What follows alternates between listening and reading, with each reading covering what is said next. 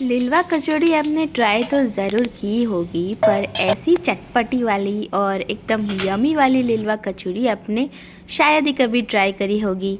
तो चलिए उसके लिए सबसे पहले हमने यहाँ पे लिए है तुअर दाना, यानी कि जो बीन्स कहते हैं ना हम, वो लेने हैं। और यहाँ पे हमने ना करीब 1-1.5 किलो जितने लिए हैं, आप अपनी क्वांटिटी के अनुसार ले लीजिए और उसे क्रश कर देना है। अब क्रश कैसा करना है, तो ना ही एकदम बारीक सी पेस्ट बनानी है और ना ही इसका मोटा मोटा रखना है, तो दरदरा रखेंगे हम इसको और मीडियम साइज़ का क्रश हो जाए तब तक करना है। और साथ में हमने यहाँ पे लिया है 1 कप मटर। अब यहाँ पे हम मटर की जो मात्रा है ना वो कम रख रहे हैं, क्योंकि मटर थोड़े से ना हमें कड़वे लगते हैं, तो इसीलिए हम उसको थोड़ा ही लेंगे और ज़्यादा मात्रा में हम तुअर दाना यूज़ करेंगे। अब यहाँ पे कुछ इंग्रेडिएंट्स है, जैसे कि काजू है, किशमिश है और तिल है, और साथ में ये कुछ मसाले लिए हैं जिसका हम पीस करके एक मसाला बनाने वाले हैं।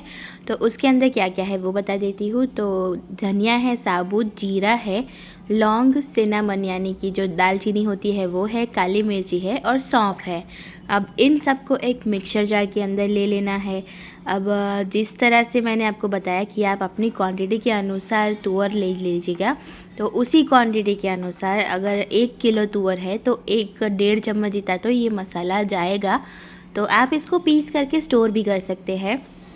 तो हमने मसाले को पीस लिया है। अब इसके अंदर ना थोड़े से बड़े से चंक्स रह जाते हैं, तो इसीलिए हम इसको छान लेंगे। और छान करके आप देख सकते हैं एकदम बारीक सा पाउडर हमें यहाँ पे मिल चुका है इसका। अब यही यूज़ करेंगे हम हमारे स्टफिंग के लिए।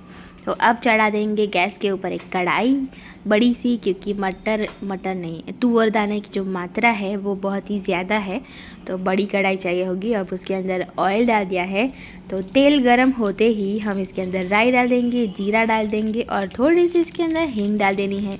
ये 3 चीज़ें तो आपने नोटिस करी होगी कि ये कॉमन ही है, तो ज़रूर डाल दीजिए। और जब थोड़ा सा चटक जाए ना जीरा और राई, तब इसके अंदर डाल देने हैं टुकड़ा टुकड़ा किया हुआ काजू और किशमिश भी, और साथ में तिल भी डाल देना है।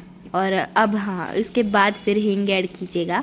और ये देखिए अब ये जो किशमिश है ना ये फूल करके ऐसे बॉल जैसी हो जाएगी। फिर उसके अंदर ऐड करने हैं यहाँ पे ग्रीन चिली की पेस्ट। अब तीखी वाली ग्रीन चिली ऐड कर रहे हैं, क्योंकि स्वाद तो लाना पड़ेगा ना इसके अंदर। और फिर ऐड कर रहे हैं यहाँ पे धनिया और पुदीना की जो चटनी बनाते हैं ना हम घर पे, वो ऐड कर देनी है 1.5 चम्मच। अब फ्रेशली बनाई हुई है तो 1.5 चम्मच ऐड कर दीजिए, और ना भी फ्रेशली बनाई हुई हो, स्टोर की हुई हो, तो भी 1.5 चम्मच ही ऐड करनी है, तभी स्वाद आएगा। और अच्छे से इसको पका लेना है 2 मिनट तक। और फिर इसके अंदर ऐड कर देंगे हमने जो क्रश की ना अभी बीन्स, यानी कि जो तुअर दाना और मटर क्रश किए, वो ऐड कर देने हैं। तो सारे ही ऐड कर देंगे। ये वाली जो कचौरी है ना, ये जो ठंड की सीज़न होती है, यानी कि विंटर सीज़न होती है ना, तभी खाने की बहुत ही बढ़िया मज़ा आती है। क्यों? क्योंकि तब जो ये मटर और वो सब आया होता है ना, वो एकदम फ्रेश होता है, ताज़ा ताज़ा सा पाक आया हुआ होता है, तभी मज़ा आता है। और अब इसके अंदर मसाले करने की बारी आ चुकी है। तो सबसे पहले नमक ऐड कर देना है स्वाद अनुसार, फिर 2 चम्मच इतना ऐड कर देंगे धनिया जीरा का पाउडर, 1-1.5 चम्मच इसके अंदर हल्दी पाउडर ऐड कर दीजिए, और फिर इसके अंदर ऐड कर देना है 1-1.5 चम्मच इतना तीखी लाल मिर्ची।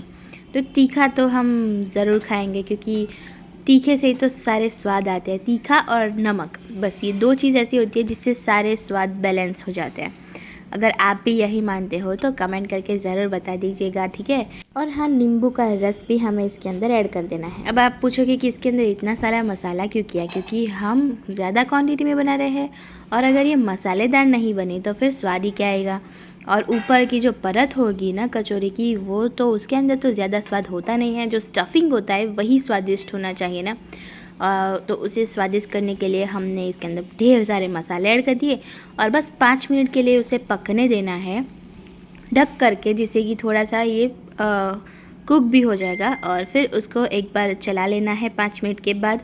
और अब यहाँ पे हम कचौरिया के लिए ना आटा गूँथ लेते हैं। तो मैदा ले लिया है, उसके अंदर नमक डाल देना है स्वाद अनुसार, और पानी से आटा गूँथ लेना है, जैसे नॉर्मली हम लोग करते हैं बिल्कुल वैसे। इस आटे को फर्मेंट करने की कोई ज़रूरत नहीं थी, ना कोई झंझट और ना ही कोई तामझाम। तो बहुत ही आसानी से आटा भी गूँथ लिया है, और पूड़ियाँ बेल लेनी है। जैसे हम नॉर्मल सी पूड़ियाँ बेलते हैं ना, उतनी बेल करके उसके अंदर स्टफिंग भर दीजिए। स्टफिंग 1-1.5 चम्मच ही भरेगा, वरना फिर ज़्यादा भर दोगे ना तो ये फट जाएगी और फिर बोलोगे कि हमारे तो तेल के अंदर फट गई।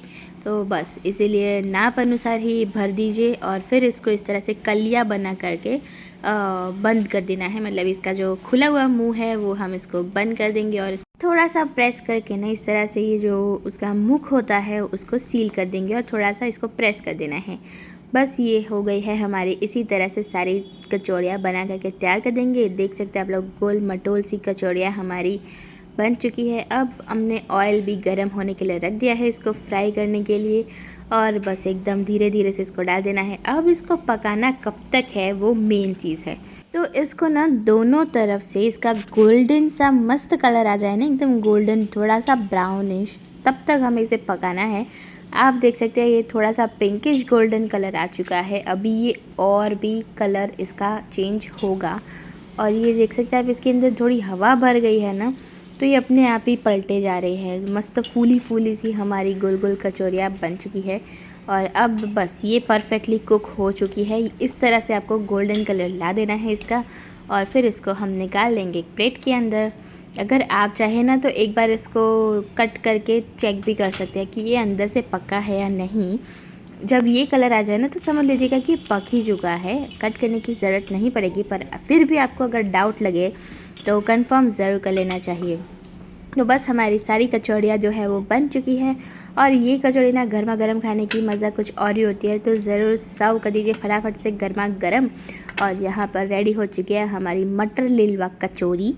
तो आप लोग भी ट्राई कीजिए, सब्सक्राइब और फॉलो कर दीजिए जिससे कि आपको आने वाली ऐसी ही चटपटी नई सी यमी यमी सी वानगियाँ मिलती रहे।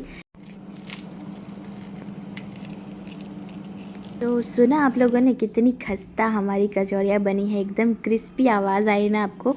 तो बस इसी तरह से रेडी हो गई है। तो मिलते हैं आपसे अगले व्लॉग में। जय श्री कृष्णा।